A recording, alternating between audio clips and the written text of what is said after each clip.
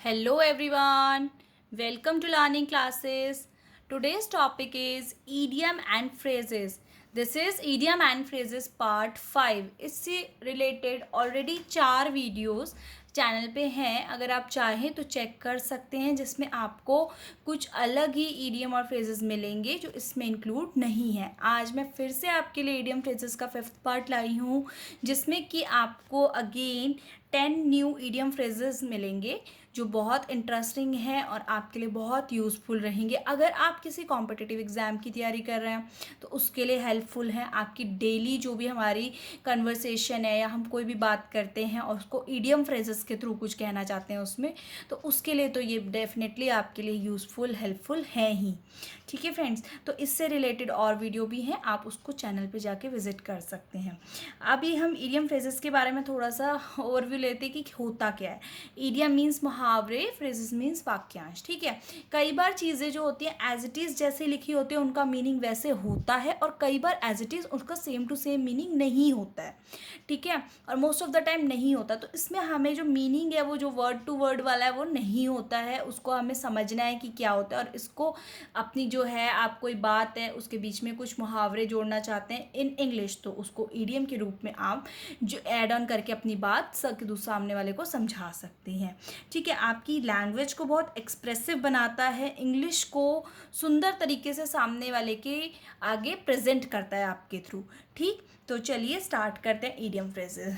क्या होते हैं इडियम फ्रेजेस फ्रेंड्स? देखिए, इडियम फ्रेजेस जैसे हम कहेंगे जैसा बोओगे वैसा पाओगे, बोलते हैं ना हम, मेरी आंखों का तारा. ठीक है, या 4 दिन की चांदनी, इस तरह से. तो ये सब चीज़ें हम इंग्लिश में समझने जा रहे हैं, कैसे बोले जाते हैं, कैसे हम इनको यूज़ करते हैं. चलिए स्टार्ट करते हैं फर्स्ट से. फर्स्ट देखिए, first is a far cry from. A far cry from means इसमें क्राई करने को कह रहा है वो आपको? नहीं फ्रेंड्स, इसमें वो आपको क्राई करने के लिए नहीं कह रहा है. इसमें वो आपको समझा रहा है कि वेरी डिफरेंट फ्रॉम समथिंग, मतलब कोई चीज़ जो है दूसरी चीज़ से बहुत ज़्यादा डिफरेंट है, अलग है. दो चीज़ों में बहुत ज़्यादा एक अलग अलग चीज़ दिखती है. ठीक है ना, मतलब एक चीज़ कुछ और है, दूसरी कुछ और है, तो उसको हम कहेंगे a far cry from, very different from something. Like example देखेंगे, working at home is a far cry from working in an office. आपको पता है कि वर्क फ्रॉम होम भी होता है, तो वर्क फ्रॉम होम में काम जिस तरह से होता है और वर्क जो है ऑफिस से जब करते हैं तो जिस तरह से होता है, तो दोनों चीज़ें जो होती हैं बहुत ही एक दूसरे से अलग होती है. दोनों चीज़ों में काम करने का स्टाइल सब कुछ हमारा बिल्कुल अलग होता है. तो ये वो बता रहा है कि they are far cry from each other. ठीक, सेकंड देखिए, गो बनानाज. गो बनानाज में आप क्या, अगर वर्ड टू वर्ड मीनिंग जाएंगे तो कुछ भी मीनिंग नहीं बन रहा है ना ठीक से. तो इसका मीनिंग होता है बिकम वेरी एंग्री या फिर एक्साइटेड. ये गो बनानाज जो होता है आपकी दोनों सिचुएशंस पे लगता है. देखिए फ्रेंड्स, अगर आप बहुत ज़्यादा कोई एंग्री है तो भी आप गो बनानाज कह सकते हैं, और अगर कोई बहुत ज़्यादा एक्साइटेड किसी चीज़ के लिए क्रेजी है तो भी आप गो बनानाज का यूज़ कर सकते हैं इडियम का. जैसे कि हम कह सकते हैं, मान लीजिए कोई ऐसे इवेंट हो रहा है या फिर कोई ऐसा लाइव प्रोग्राम हो रहा है जहाँ पर पब्लिक जुटी है. ठीक है, और अपने जो स्टार है या कोई सिंगर है वहाँ आने वाला है और उसके लिए बिल्कुल एक्साइटेड है, तो वहाँ पे भी आप कह सकते हो कि गो बनानास. ठीक है, वो वाली सिचुएशन में भी आपकी एक्साइटमेंट वाली में गो बनानास यूज़ होता है. नेक्स्ट इज, इसमें जो है मैंने आपको एंग्री वाला जो है वो एग्जाम्पल दिया है, जैसे कि she will go bananas if she sees the house in this dirty condition.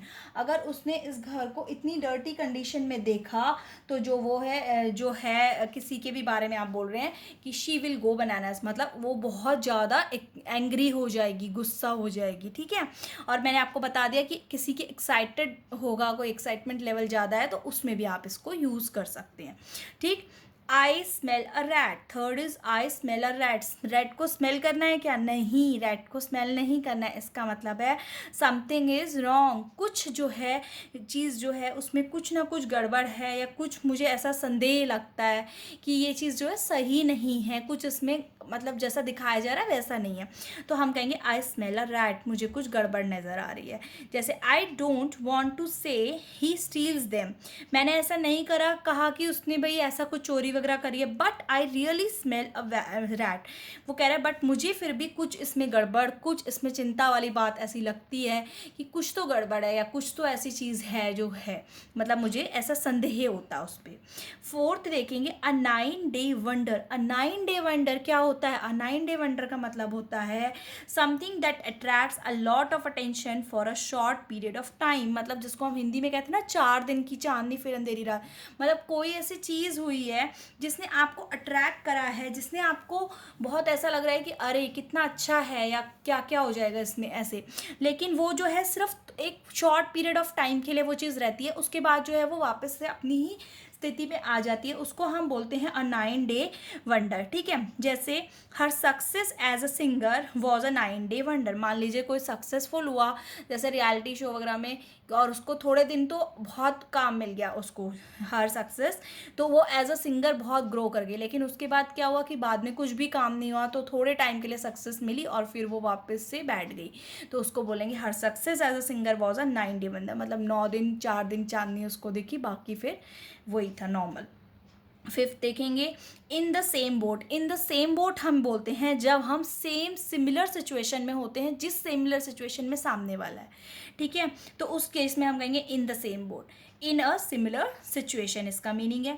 Example है we are in the same boat we must help each other, हम दो जो है दोनों एक ही बोट पर सवार हैं, यानी कि एक ही परिस्थिति से गुजर रहे हैं, we must help each other, तो हम दोनों को ही एक दूसरे की हेल्प करनी पड़ेगी, ऐसा हम किसी को कह सकते हैं, या जब इस तरह का कोई सिचुएशन हो तो आप वहाँ पे इन द सेम बोट वाला इडियम यूज कर सकते हैं।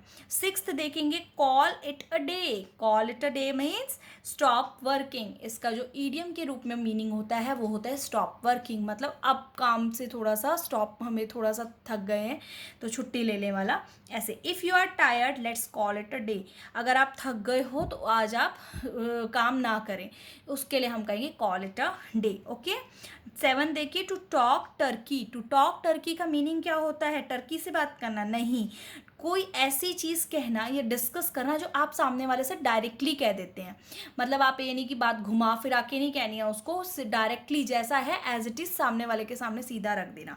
टू से और डिस्कस समथिंग डायरेक्टली, कोई ऐसी बात या कुछ भी डिस्कशन जो आप डायरेक्ट कर रहे हैं उसके लिए हम कहेंगे टू टॉक टर्की।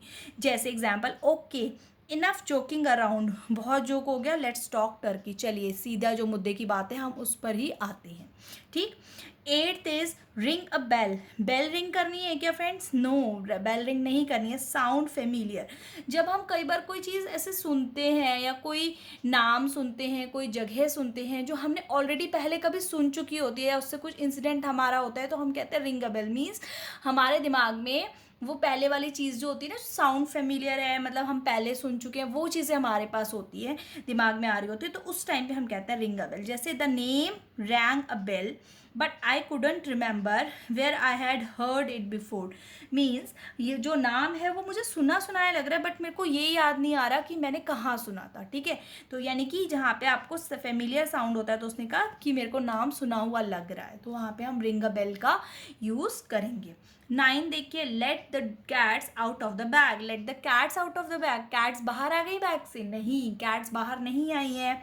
इस केस में आप कहेंगे टू डिस्क्लोज अ सीक्रेट, मतलब कोई ऐसी चीज़ जिसको कि हम सीक्रेट रखना चाहते थे बट जो है किसी वजह से अनजाने में जाने में एकदम वो बात जो है सामने, मतलब सीक्रेट जो है आपका डिस्क्लोज हो गया, तो उसमें कहते हैं let the cats out of the bag. जैसे I wanted mother's present to be secret, मैं मदर का प्रेजेंट सीक्रेट रखना चाहती थी but my sister let the cats out of the bag, but मेरी सिस्टर जो है उससे जो सीक्रेट है वो रिवील कर दिया या उससे हो गया बाई चांस, तो उसके सिचुएशन में आप कहोगे let the cats out of the bag. ठीक है, 10th is as you sow so shall you reap, as you sow shall you reap तो हम बहुत बार बोलते हैं मीन्स जो जैसा बोएगा वो वैसा पाएगा। As the action is so is the result, जैसा आपने एक्शन किया होगा वैसा ही आपको रिजल्ट मिलेगा। मीन्स अगर आपने पढ़ाई करी है तो आपका रिजल्ट अच्छा आएगा, तो वो जैसा एक्शन है वैसा ही आपका उसका रिजल्ट है, ठीक है। तो उस केस में हम कहते हैं जैसा बोया वैसा पाया। तो इसका एग्जाम्पल है you should stop being so cruel to other people, as you sow shall you reap. तो आपको दूसरे के साथ क्रूअल नहीं होना है, क्योंकि आप जैसा दूसरे के साथ करेंगे वैसा ही आपको इन रिटर्न मिलेगा, ठीक है फ्रेंड्स।